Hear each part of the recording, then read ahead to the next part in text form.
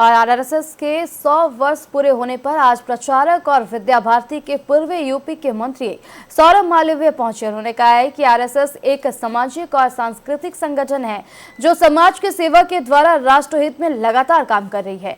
वही जनसंख्या बढ़ाने को लेकर संघ प्रमुख मोहन भागवत ने कहा है कि इन्होंने एक बयान दिया जिसके बाद घमासान मचा हुआ है। इसी क्रम में आज आरएसएस के एक नेता और संघ प्रमुख के बयान का पुरजोर तरीके से समर्थन करते हुए कहा है कि देश के संतुलन के लिए हिंदुओं को 3 बच्चे जरूर पैदा करना चाहिए ताकि देश में घट रही हिंदुओं की आबादी में बैलेंस हो सके। उन्होंने कहा है कि औसत मानक है कि एक ही परिवार के 3 सदस्य होने चाहिए, वरना वो समाज धीरे धीरे विलुप्त हो जाता है।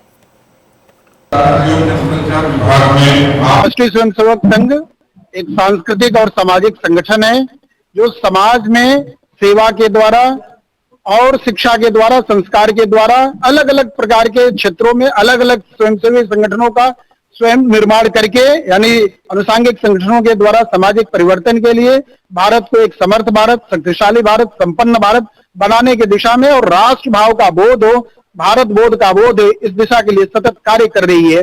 इस नाते राष्ट्रीय स्वयंसेवक संघ का कार्य सीधे समाज के बीच में, समाज के लिए और समाज के साथ विस्तार के नाते कार्य करते हुए 100 वर्ष पूर्ण हो रहे हैं। इसलिए हमारे कार्य समाज के द्वारा और समाज के लिए सतत जारी है।